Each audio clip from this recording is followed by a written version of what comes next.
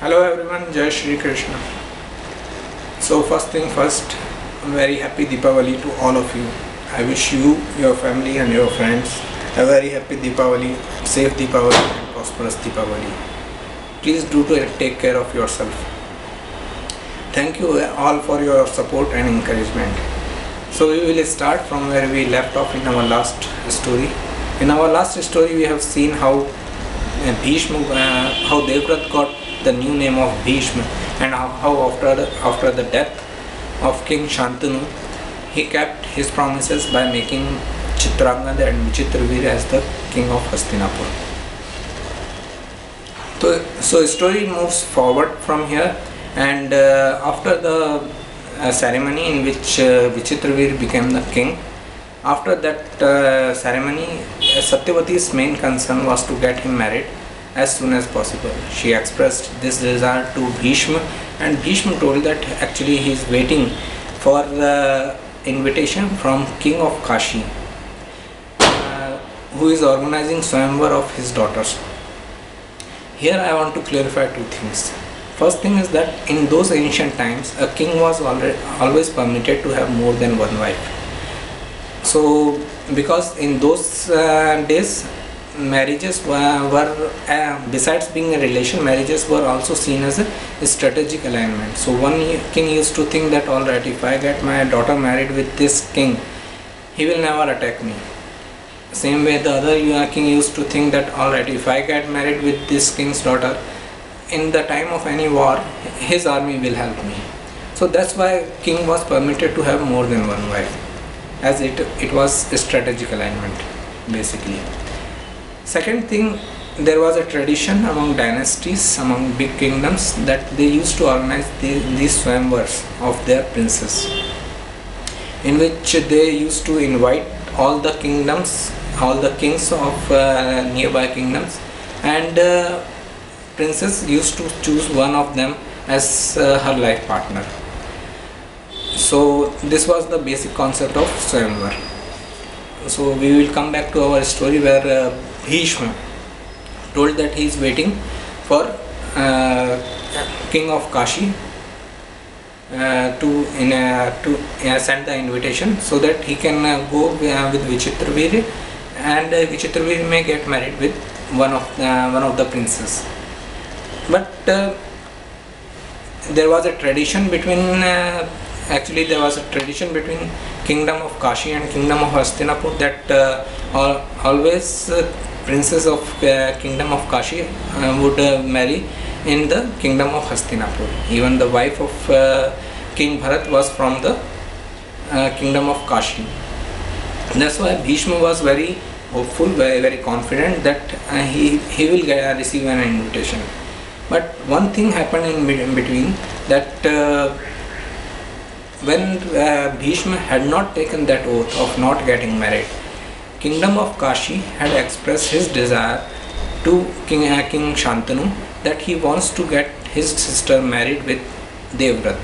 And at that time, for some reasons, King Shantanu refused this relation. So this was not taken in good spirit by King Kashi. He always used to feel that King Shantanu actually insulted him by refusing his sister's hand. So now he has got the opportunity to take revenge of that insult. So what he did was he circulated invitation to all the kings, but he did not send it to Hastinapur. His head of minister actually warned that it is not in good interest of king of Kashi that he should raise any enmity with Hastinapur, as no one can face Bhishma right now when he is in his supreme power. So but this advice was not taken in good spirit by king of Kashi, and he refused to send any invitation to Hastinapur. This was again taken as an insult by Bhishma of kingdom of Hastinapur. He felt that by doing this, king of Kashi had insulted Hastinapur, and without any invitation he entered into the court of Kashi. So in our last story we have seen how Bhishma got this boon of living as long as he wants. Now from this court of Kashi we will come to know how he will die. So he entered into the court of Kashi, where Swayamvar of 3 princes of kingdom of Kashi was organized. These 3 princes had similar names: Amba, Ambika, Ambalika. Amba was in love affair with Prince Shalva, the same Prince Shalva which was captured as war prisoner by Bhishma, and he was pardoned by him. Prince Shalva was also present in the court at that time in Swayamvar, and they had a agreement between Amba and Prince Shalva. They had an agreement that Amba will choose Prince Shalva only, and she will not choose anyone else. And rest of the 2, Ambika and Ambalika, can choose any of the other kings who have come. So in these circumstances Bhishma entered the court, and after a little fight with other kings, he defeated all of them and abducted 3 of the princes and went back to Hastinapur. King of Kashi actually could not do anything. Amba, who was about to accept Prince Shalva as her husband, was so scared because of the rage of Bhishma that she could not say anything in front of him. When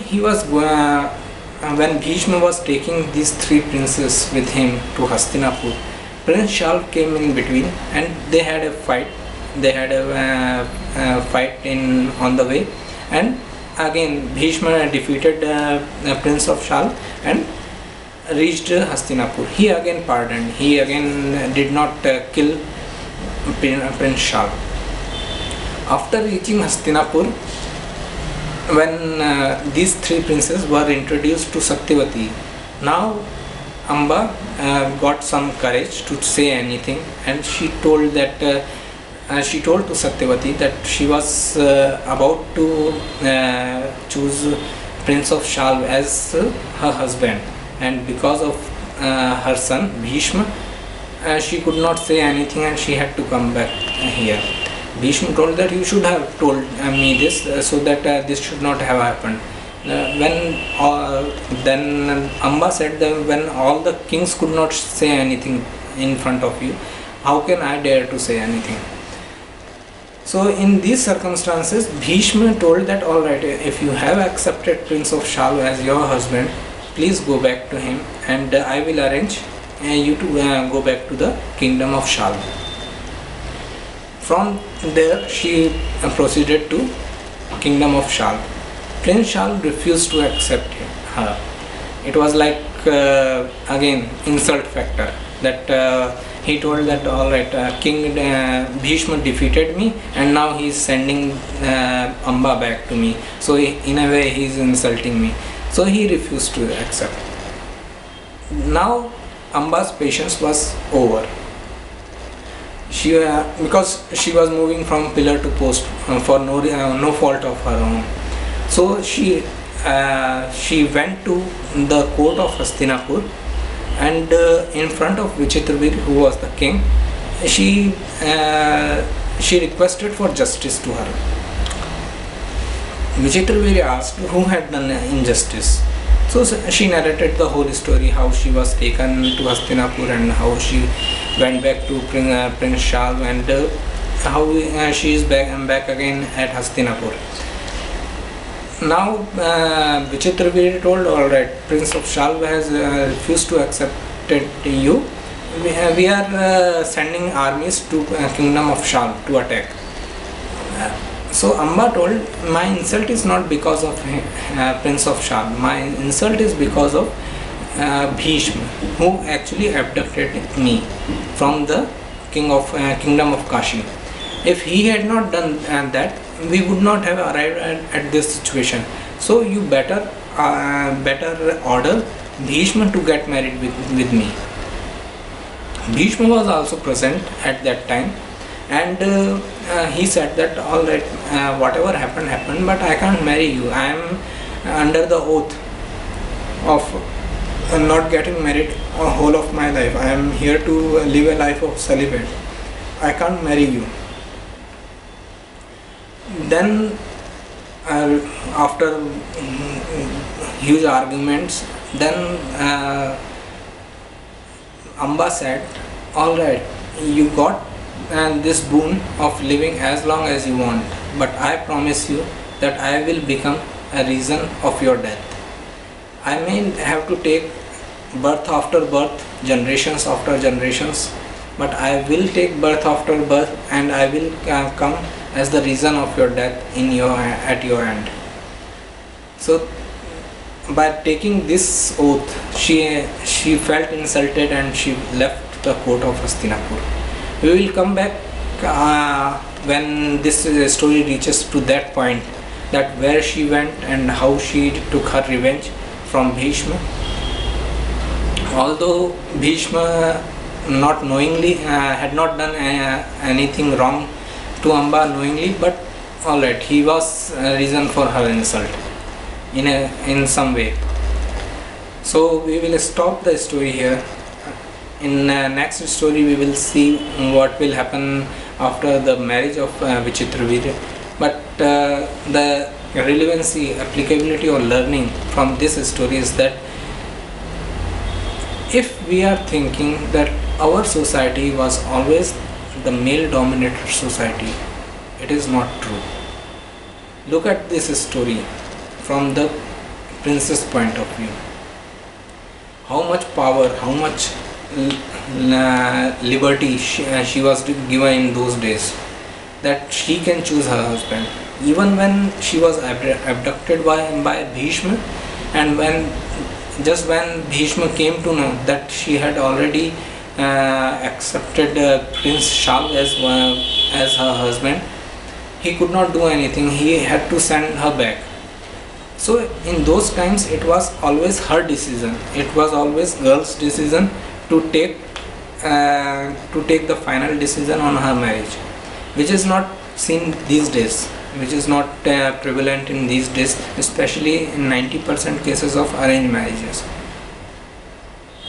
where family of groom or groom's wishes, their interests are the most important.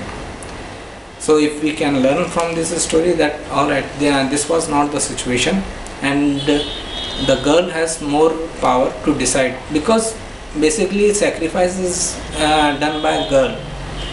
She is leaving her family, she is sacrificing everything, so it has to be her decision rather than groom's family. So with this small learning, we will stop our story here. We will continue in our next video, where we will see what happened after the marriage of Vichitravirya. Thank you all for watching. Thank you.